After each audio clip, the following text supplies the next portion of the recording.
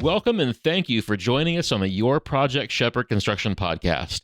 My name is Curtis Lawson with Shepherd Construction Advisors, and along with my industry expert friends, I am here to guide you through these 4 key components of a successful project, which are demonstrated by this simple drawing of a house. The foundation is proper planning. The left wall is your team, the right wall is communication, and the roof is proper execution. Have all 4 of these components in place, and your project will succeed. Whether you're building or remodeling a custom home, or if you're an architect or designer looking for inspiration, or maybe you're just interested in building science and high-performance construction, you're in the right place. Please help us further our mission here by tapping that follow or subscribe button, push that notification bell so that you know when our new episodes drop every week. And now, let's get to today's interview.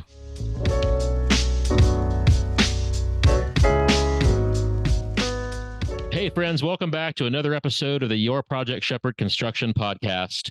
Today we are going to be talking about job site safety and why, as a homeowner, you should care about these things like how your builder maintains their job site, what their safety programs are, if they're in compliance with things like OSHA regulations and standards, things that we don't always think about. So my guest today is Terry Dussault with Yellowknife Consulting. Terry's out of Southern California, I think Huntington Beach area to be exact. Terry's been an expert in job site safety programs for over 25 years. And his company, Yellowknife, does all sorts of OSHA trainings, and they help companies with their safety programs. And they also have a great cloud-based software to help them keep track of all that stuff, all that paperwork and stuff that you have to keep track of for the government. So, Terry, thanks for joining us. Yeah, thank you, Curtis. I'm very glad to be part of this podcast this morning. Is that an accurate description of what you guys do at Yellowknife? Is there anything that you want to add to that? Yeah, I think you hit it, the nail on the head there. We do, a lot of training, consulting for clients that, may already have a safety program, or they just need they need some support or some help. And people will come to us for various reasons. Sometimes, they have a safety program and safety managers and that kind of thing, but, they see a spike in incidents and, they just have too much going on and they can't deal with it all because, it's a lot of work. And so we might come in and just help them out, on a limited basis, depending on their needs. We do the training, we do inspections, site inspections, a variety of different things. So, obviously, like in commercial construction, safety compliance is a huge deal. Like you always see the commercial guys. Everybody's got their vest on, their hard hat on, all the fall protection equipment. On residential, a lot of times in certain areas, especially, you may not see a lot of that. So I think it's a safe bet, no pun intended, right? The job site safety is kind of at the bottom of the list of consumers when they're talking to builders and contractors about their project. That's kind of out of sight, out of mind for them for new construction and remodeling for residential. So I wanted to talk about why it's important to have those conversations with your contractor before he starts your project. Or maybe even talk about those things with your contractor or contractors who you are interviewing as potential partners in your project. Is that kind of a safe assumption that most residential projects, this is kind of off the radar? I would say yes to that. I think if you talk about safety in a commercial or industrial setting, or in aerospace or oil and gas, that's kind of a lot of my background. I worked for the oil company. So they're kind of like at the tip of the spear for safety. And they have high expectations, and for good reason. In some of the refineries and their retail petroleum sites that they manage, there's a lot of things that could go wrong.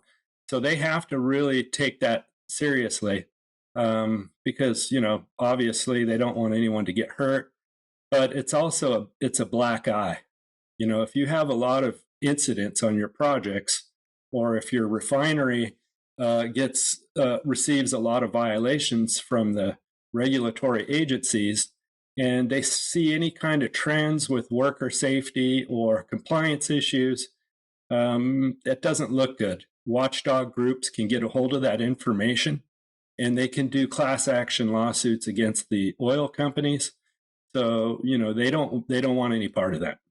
And then in a commercial setting, it's about the same, but as far as where it stands on the radar, it's not as high as the oil companies. And then when you get into residential, the average consumer doesn't really know, what to ask, or that might not even be on their radar at all.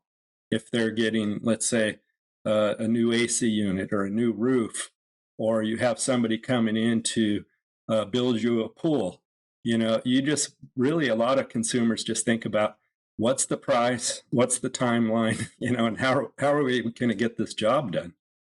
But the big question here, Curtis, is why should you care? That Hmm. to me is like, the main thing. And as a residential, property owner, or maybe you have apartments and you're doing restoration or rehab and that kind of thing. And safety may not always be, at the top of the list of things that you're going to look for.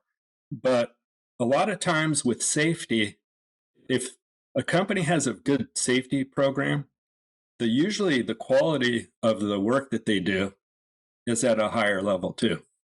And that is something that, you wouldn't really think about, but there's some truth to it. So, but you have to also ask, why would a company not have a safety program? Or if you question them about safety, it may not even be on their radar at all. Uh, and it depends on the company, like how long have they been in business? How many employees do they have? And then, in the course of their work that they've done over the years, have they ever been stung? Like, have they had a serious bodily injury or a fatality or some kind of serious property damage incident? So, all those types of things are what would heighten a company owner's awareness enough to maybe make them initiate some kind of a safety program. Then you also have the OSHA laws, to think about. So as an employer, it's our responsibility to make sure that we keep people safe and we provide them the training that they need for their jobs. Yeah, absolutely. I mean, I know as a construction company owner, it wasn't that much on my radar until a friend of mine, one of his carpenters, had their finger cut off in a table saw on a job site, and a bell went off in my head because I watch how many pieces of plywood these guys zip through a table saw on a daily basis. And I said, you know what? I'm going to spend a little more money and I'm going to invest in a saw stop table saw, which actually has a sensor in it that detects skin contact and stops that blade within a thousandth of a second to prevent fingers getting cut off. So, it's the longer that you're in the business, you see these things happen more and more, and it just makes you aware that, hey, this is something that could really affect, my personal liability or my company's liability, depending on how the company's structured, right? But I think that the longer you're around, the more it's on your mind, because you've just seen these things take place, right? Even just things as simple as a nail sticking up out of a board on a job site. I think most people in my position now have probably put a nail through their foot. I know I have. So, I just make a good practice when I'm walking around and I see a board with a nail sticking out. I reach down and flip it over, or I sit there and hammer the nail out of it just to cover myself. So it's just a kind of awareness. It's an experience thing. Um, but I do think you're right that builders who have these sorts of programs in place and who have the awareness are probably doing better work because they're paying attention to the details, and also maybe they have kind of the the training, but also like the administrative staff to help put these things into place. Like a one man operation is probably not going to have a safety program. Maybe he does, but somebody who has a decent sized company that has some administrative back office capabilities, they're more likely to be tracking these things. And so that's a great place to actually hop over and talk about what are some common hazards that we find on residential job sites? I mean, I use the example of a nail through a boot and a finger getting cut off, right? But what are some other things that you see on a daily basis that are kind of the most common residential construction site hazards? Well, I think for most industries, one of the most common hazards is uh, slips, trips, and falls, and the other one is struck by incidents. So struck by incidents could be anything from something falling off a roof and hitting somebody on the head, or a piece of equipment being struck by some heavy equipment or that kind of thing. So the hazard classes, when you start to really look at them, there's a lot of different hazard classes overall. But when you start to like have certain types of contractors at your projects, like let's say, for example, somebody comes in and they're doing electrical work, that's a whole different set of hazards. You might have, shock, or, you're looking at electrical cords or any kind of energized equipment. That's a different type of situation. Like, for example, a friend of mine had somebody come in and she was going to do a pool restoration. And I started asking her about, costs and who's doing it and this kind of thing. And it ended up that I was able to find her a different contractor. This guy does a lot of pool remodels for hotels and that kind of thing. And he's typically the guy in our area that all the hotels and the big commercial people call. So I had him go over and give her a quote. And she said his quote was $20,000 cheaper than all the rest. And I know that the guy doesn't have a safety program, right? But they do really good work. So she went with him. A few weeks later, she's going out of town for a couple weeks, but she was going to have the pool contractor on site at her house doing the work while she's not home. And she thought, that's perfect because I don't have to hear the jackhammers and all those types of things. And I said, well, who's going to do the oversight for you? And she didn't know how to answer that. She said, what do you mean by oversight? And I said, well, I wouldn't suggest having people working at your house if you're not there to manage them or make sure that everything's, okay at the end of the day. And she said, I'd never really thought about that before. And I said, it might be a good idea to think about that, and it just so happened, because she's close to me here, I was able to kind of help her, and I would go over on a daily basis and make sure everything was going okay. But the reason people should care about this is because if somebody gets hurt on your property, there's the potential that you could end up being sued. So what you want to do is make sure that, when they get there, it's there's access and there's, not a lot of things in the way so that they can perform their work efficiently and effectively and safely, right? And the same is true for when the contractors leave at the end of the day. You kind of want to monitor and make sure that, at the end of the day, they check out and tell you, hey, we're done for the day.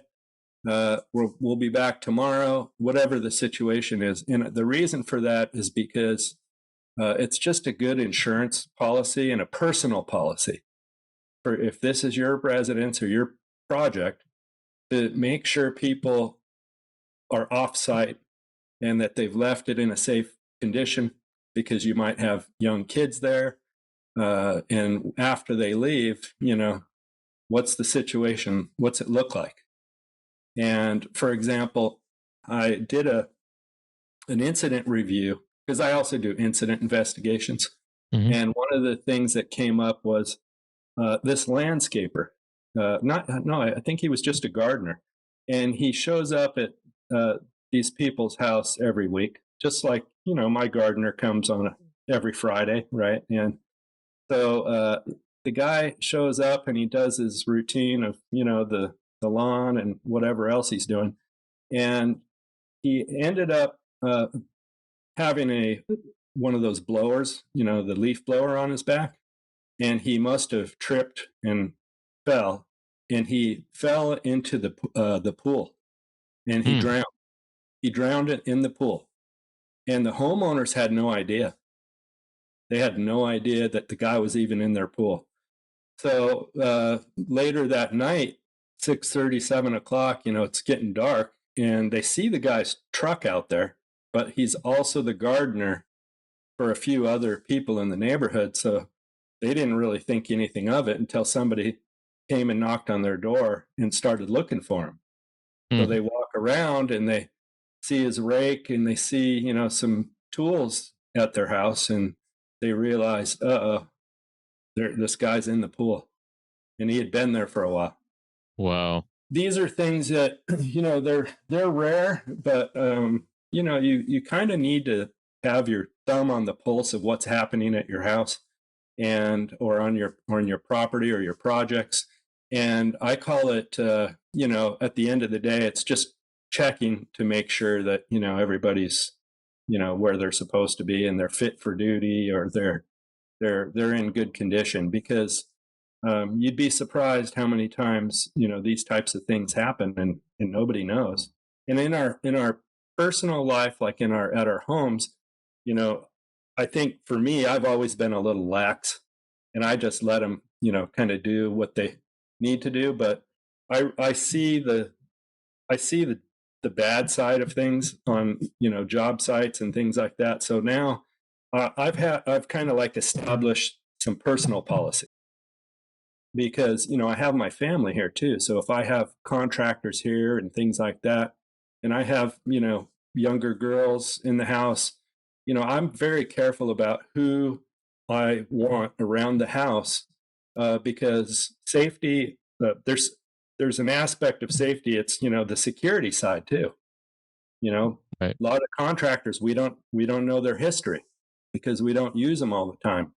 So it's good to get referrals and those types of things. But, still, if you don't know these people and they're at your house, you have to think about that, the risk level of having unknowns, at your house. And with my friend and her pool situation, I just went over and monitored the situation on a daily basis. And the other thing I noticed was that they have people that are working by themselves, and I call those lone workers. And when you have lone workers and they're working around a pool that's empty and that they could potentially fall in, they're working around rebar and things like that.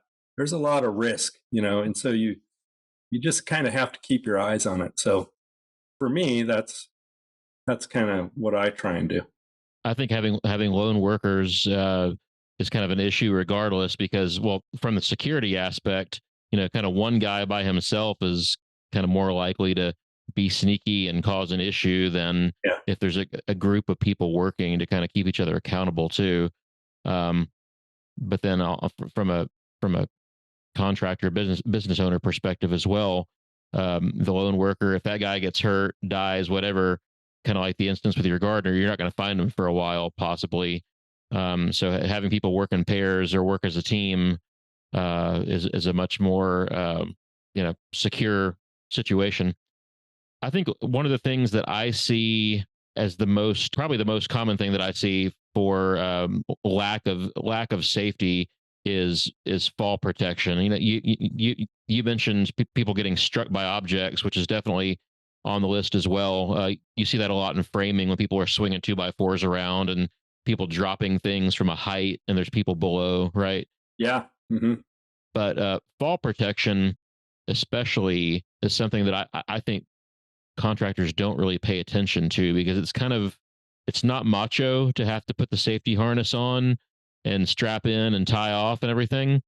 So we see roofers in particular all the time that are just up and down ladders. They're just throwing bundles of shingles up and down. Yeah. Yeah, they're climbing ladders with 5 stacks of shingles on their shoulder, right? In fact, I saw a video the other day. And people keep sending it to me, of a roofer carrying a stack of shingles up the ladder, walking up the roof, and boom, the OSB breaks and he falls 20 feet down, right? Yeah. Yeah.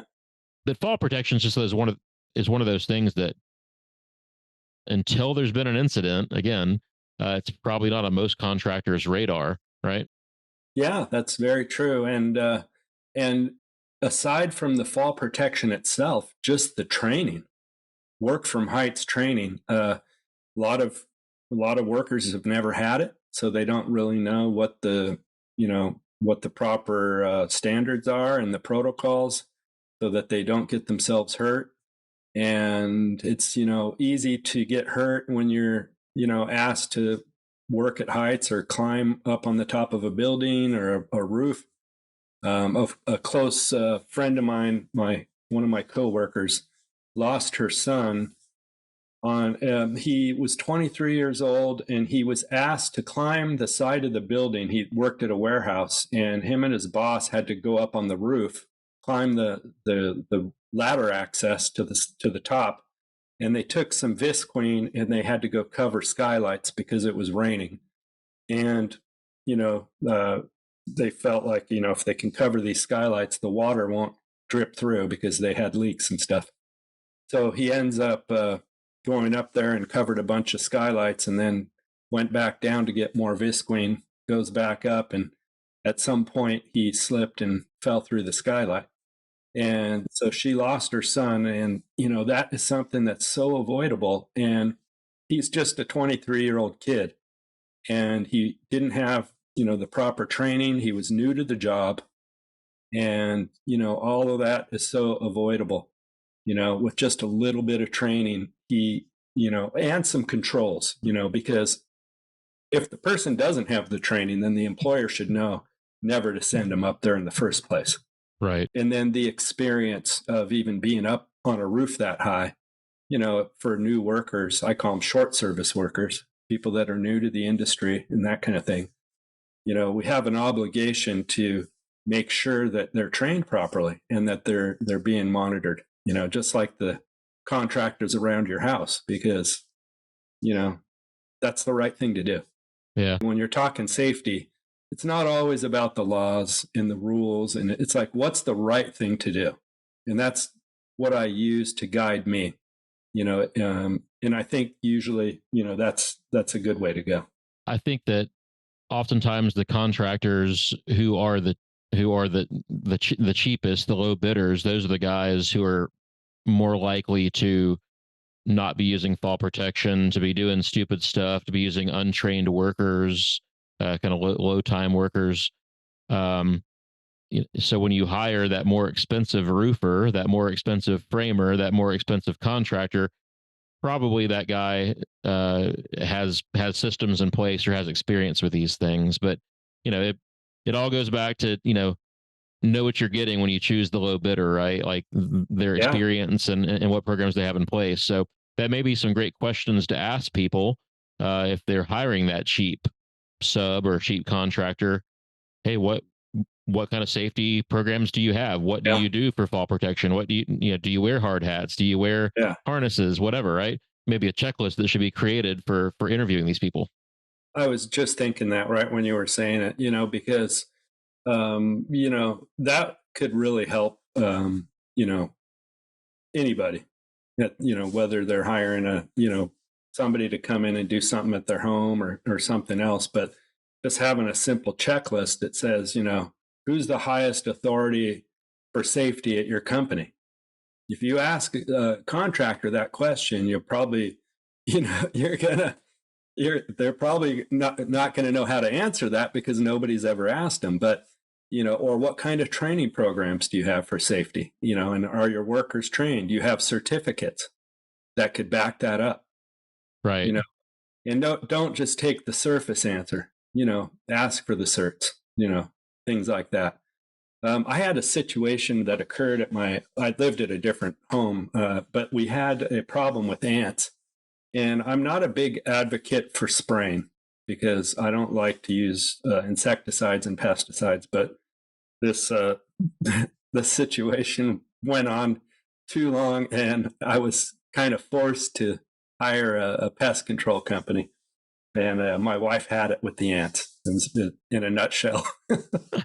So I hire this company, and they come out, And it wasn't expensive or anything, but the guy shows up and he could barely speak English. I don't know what nationality he was, but he starts pouring a bunch of insecticides in these pump up sprayers, and he has like this little dust mask kind of thing that he's going to put on, and I'm thinking, I go look at the bottles and the products that he's using. There's absolutely no way a dust mask is going to prevent him from inhalation exposure from the chemicals. And so when I told him, I tried to communicate to him as good as I could, but there was a language barrier. But I said, hey, respirator, where's your respirator? And he kept showing me the dust mask. And I'm like, no. And I couldn't get it through to him. So I finally called the manager and I said, hey, look, this guy can't work at my house with this respirator setup. Because it's not going to protect him against, the hazard, which is, the product, right? So they're like, oh, no, it should be fine. He's used that before. I said, it's wrong. It's wrong. It's not the right thing. And I finally told him, just, go away. I didn't want to use that company. Yeah. I don't want the worker to get exposed or be breathing these fumes, if these are toxic chemicals, because a lot of them, OSHA has these guidelines called permissible exposure limits, and it will tell you how much of this concentration of chemical you can breathe over an 8-hour period. Okay, and when you're talking about insecticides and pesticides, it's not very high. A lot of these, the chemicals that are in these products are measured in parts per billion as far as how much, you can inhale. So it doesn't take a lot for you to be exposed. And then they have the IDLH, which is immediately dangerous to life and health. That's a different number.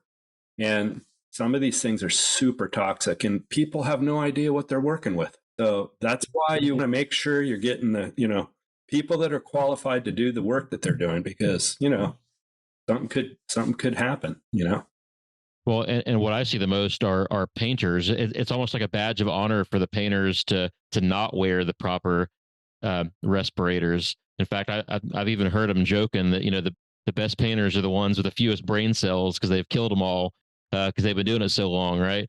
But it shocks me to walk into a house and see painters spraying, especially like the oil-based paints, which fortunately we're seeing less of the oil-based paint these days. I know out there in California, it's probably non-existent now. It's been phased out. But in a lot of the country, the oil-based paints and the solvents that go along with that, those are still in use, all the enamels.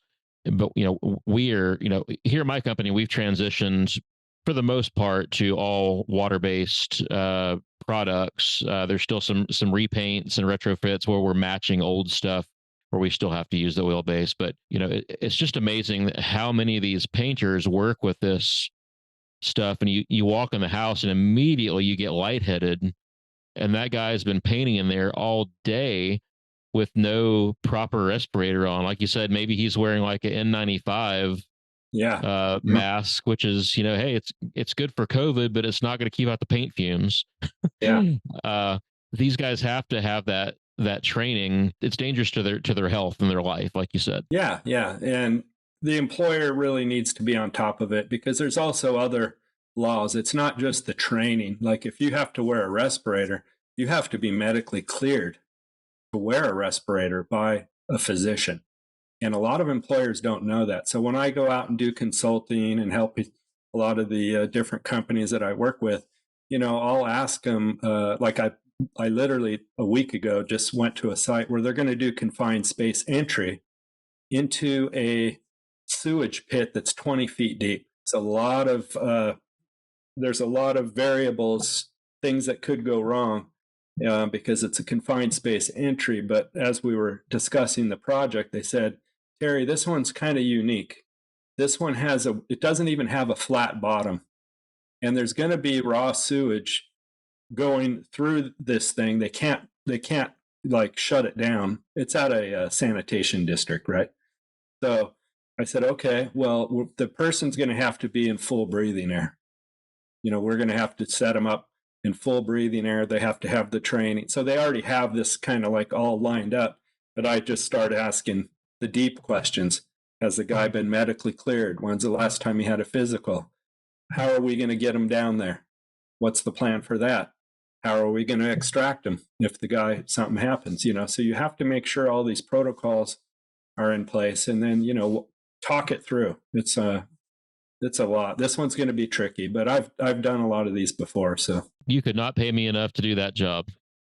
Yeah, no, I always wonder like how they pick the guy that's going to actually go down. Is it the short straw kind of thing? But the idea is to, they get suited up and they have all the right gear, and hopefully they're not having to like be in it, but yeah, I've watched the videos of those guys working. It's pretty interesting, but you could not get me to do that.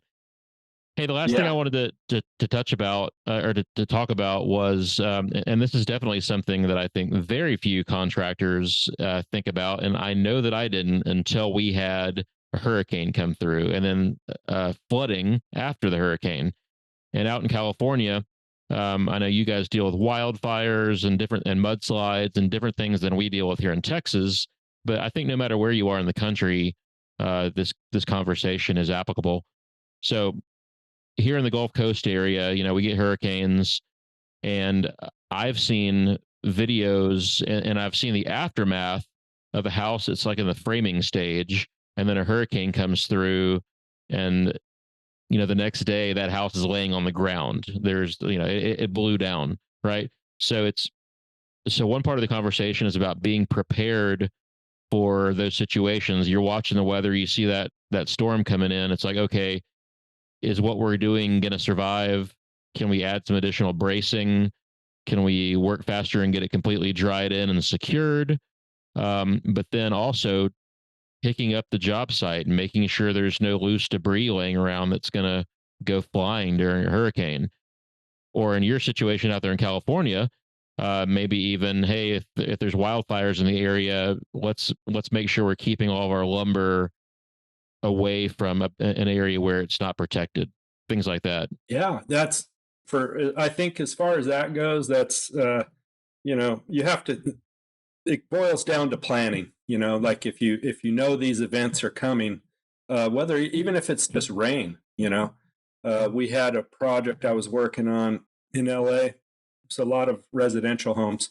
We were excavating lead from the front yards and backyards of these properties that were contaminated. And we had to shut the job down for a few days because of rain. So we ended up, we did some random site inspections. And I'm glad that we did, because one of the things that the regulatory agency said was, if these properties, you've dug out the contamination, we want you to put plastic over the exposed area, if overnight, basically, right? So, but what happened is with the rain, it actually kind of like created pools, because the visqueen, there was a depression in these properties, so it made like a pool, which is, a lot of people were still living in these homes while they were being remediated, and they have kids. So now that's potentially an issue that the person could drown in there. So then we had to say, all right, we're going to have to go get a vac truck and pump out this water. And we had a bunch of properties, so we had to strategize, how are we going to deal with this new hazard that's pretty serious, but it was like overnight. So you think about those things and you learn from experience. And I think in your case, what you're talking about with the flooding and everything, anything you can do ahead of time to try and really think it through, and how are you going to close that project down, or, button it up so that you're not leaving a hazard behind for somebody else, or should this flood come through, you're not going to be, having a bunch of property damage incidents, or losses associated with damaged equipment and things like that. Because as a safety person or a consultant, what I try and do is prevent bodily injury, prevent property damage incidents that are costly, and any other type of loss that could have a financial impact. So you have to think about all of that stuff. And then in Houston, I know one of the things that I heard about, and I'm not sure if this was really ever on your radar, but I'll bring it up because I think it's good to know, is the aftermath of the weather event. So people are inclined to want to go right back to their house to see, what is the level of property damage. And, they were having that problem in Hawaii with in Maui when these homes burned. People wanted to get right back in their neighborhoods and see. Sometimes it's not safe to do that.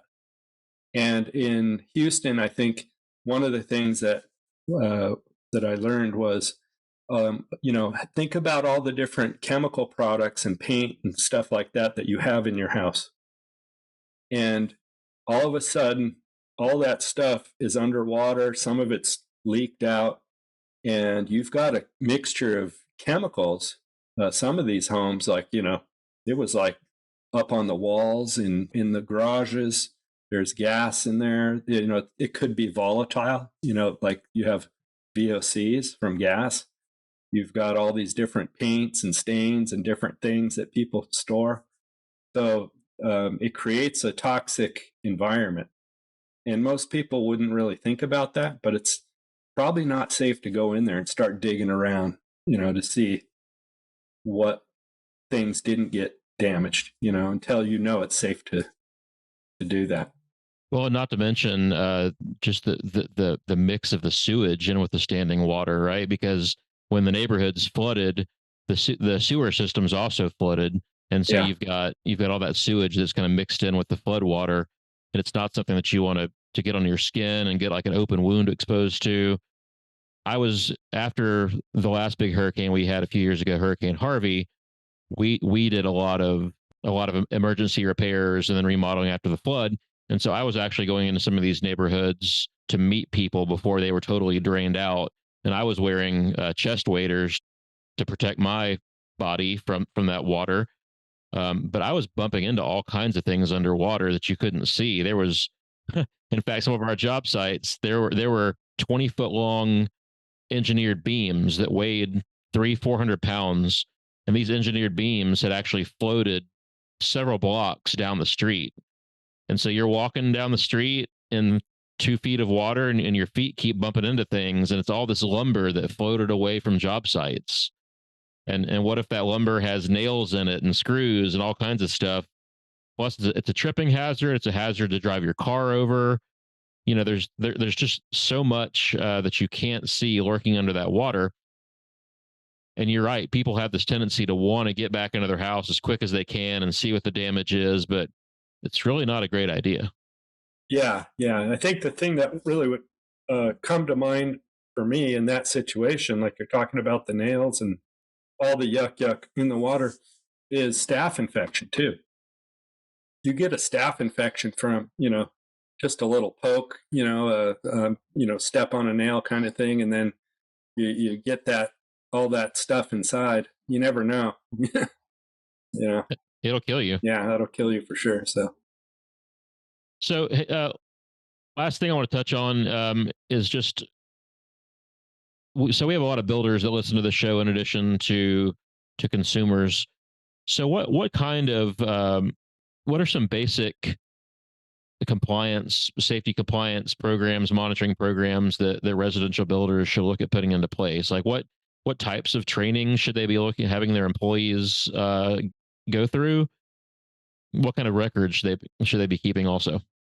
Well, I think, the fact that you just mentioned records is really important, because record keeping, if there's ever an OSHA investigation, they're going to ask for training records. So I think the best way to answer the question is ask yourself what type of work you're doing. And, do you have the proper training for your employees, and is it defensible? So if tomorrow somebody falls off the roof and you're a roofing contractor and OSHA comes out and starts asking questions, are you going to be able to, pass that test and be able to provide them the training records and all the different things that is needed so that you don't end up getting shut down or fined? And so I say use that as your guide. And as a bare bones minimum, I think there's different OSHA courses that would be really helpful. There's a 10-hour OSHA construction course. It kind of covers, the basics.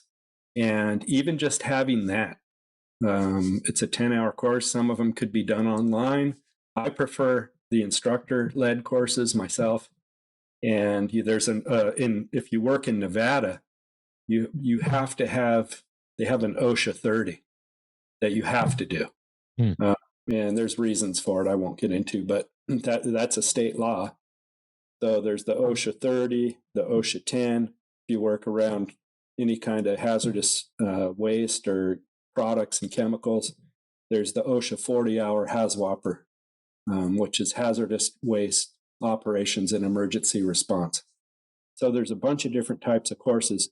But one of the things I'll share that I think is the most basic thing is for any company, if you have an employee, to do some kind of employee onboarding training, because a lot of companies don't do that. And so right out of the gate, if you hire a new person, you need to communicate the expectations.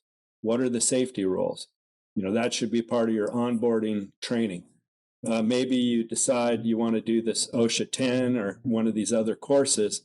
You need to make sure that the employees get some kind of training right out of the gate. And I would say, it's an investment, so it's up to us as employers to make sure they're trained.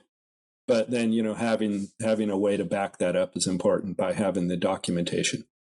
So I think also making sure they're comfortable letting letting their boss or the owner know if there's an issue, because sometimes, on construction sites, it's often this good old boy mentality. And, the old guy might be like, we don't worry about that crap around here. That's just something the boss makes us do, but we don't actually do that. Right. And so, it's important for them to know who to talk to if they're not feeling safe, or if they're seeing something that goes on that's not safe, and knowing that they're going to be heard and not ostracized for bringing those issues to light. Yeah, that's I think you bring up a great point. You have to, as an employee, know like where's my comfort level. And sometimes, especially like we're bringing in all this younger generation, and they don't have maybe a lot of the experience that others have. So I say that a lot of workers get caught or get in trouble when they have the can-do attitude. And it's great when you have workers that are like that, because you see them hustling, they want to do a good job, but at what cost? Because you also need them to know, look, if you don't feel comfortable doing something, or you don't have the proper training, you need to speak up, and it's okay to speak up. And I think that's kind of part of your point is, knowing when is it okay to say, hey, I'm not really comfortable with this. And most of the incident investigations that I've done over the years, especially the more serious ones, a lot of times the feedback you get from the people that the witnesses, is that they didn't feel safe. They didn't feel safe before the incident happened. Something was off. So they either felt it, they saw it, they had a gut, feeling that something wasn't right, and they proceeded anyway. And that's when I say that's the guy with the can-do attitude that will end up, sometimes be the one being the victim of a workplace incident. Yeah, and the safety stuff is not always convenient, right? And that's why, we go on the job sites and we see the nail gun with the safety pinned back, and we see the guard removed on the chop saw, or we see the guard removed on the angle grinder, or we see people not wearing safety glasses, because it's not always convenient to have to deal with those devices or to go find your safety glasses or whatever. But it only takes one incident to really change your mind on how important that stuff is. Yeah. Yeah. And, in most of the incident investigations I do, I have to figure out what all the root causes are. And there's usually 7 different ones. The one that comes up the most, and this is important for your listeners to hear, is that um, doing the job according to procedures or acceptable practices takes more time and effort. Almost in every incident investigation I've done, that root cause comes up all the time. And what it's telling us is to do the job safely, it's going to take more time and effort. As soon as you get that through your head and you accept that, you'll be fine. You'll be fine. And that means more money. That's not going to be the cheapest guy, because more time and more effort means a little more cost. Yeah. Yeah. We're talking training, we're talking fall protection that you mentioned. Some of these things they take, it takes more time and there's more cost. But in the end, hopefully you end up with the results you want. The contractor finishes the job on time and nobody got hurt. That's a success. Yeah. I think also that you have to, as a contractor and as a homeowner, both parties have to be cognizant of the fact that their insurance might not cover an incident completely if the contractor didn't adhere to certain protocols like that the insurance might deny that claim and say, nope, that's on the contractor because he didn't do what he was supposed to do. And then so the contractor's insurance won't pick it up, the homeowner's insurance won't pick it up, and then it's on the contractor to pay for the outcome of that incident, and that contractor might not be able to afford that. Yeah, exactly. So it's understand like what your coverage is. We did a whole nother podcast episode on insurance coverage for contractors and homeowners. It's really important to understand what your policy does and does not cover. And if you read the fine print, it might say that, hey, if the contractor does not follow a certain protocol, that the coverage is no good. So really important to understand what you're getting into insurance wise in these situations as well. Yeah, for sure. Yeah, there's a lot to think about. There is, and like I said, this is like the last thing on people's minds, I think, when there's going to build a house or remodel a house, because they're just so excited to get started, and all they can picture is this beautiful thing that they're going to have. But these conversations are super important, and I appreciate you coming on, Terry, and talking to us about it today. Yeah, I'm very glad to have been part of this podcast, and hopefully your listeners, it opened their mind to something they maybe didn't think about before, but it is important. Would you mind giving us the details for your website and your contact? So if people want to talk to you, whether it's for residential, commercial, safety trainings, safety programs, how do they contact you? My website is www.yellowknifesafety.com. So that's the best way to get a hold of me. And, I'm willing to talk to anybody about, safety if they have a question. So if it's a contractor or a homeowner and you have a concern or a question, feel free to just pick up the phone and call me, or go through the website and get a hold of me. And I'll make the time for you. Great. Well, thank you, Terry. It was great having you on, and want to thank our audience for listening today as well. Please join us again on the next episode of the Your Project Shepherd podcast. We'll see you next time. Yeah, thank you, Curtis. Appreciate it.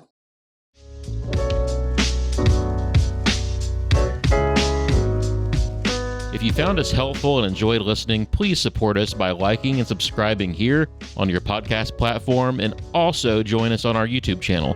We want to continue to bring you high-quality content and expert guests, and your support truly helps us to continue this journey. If you have any questions for me or my guests, or any feedback for us, you can email us at podcast@yourprojectshepherd.com.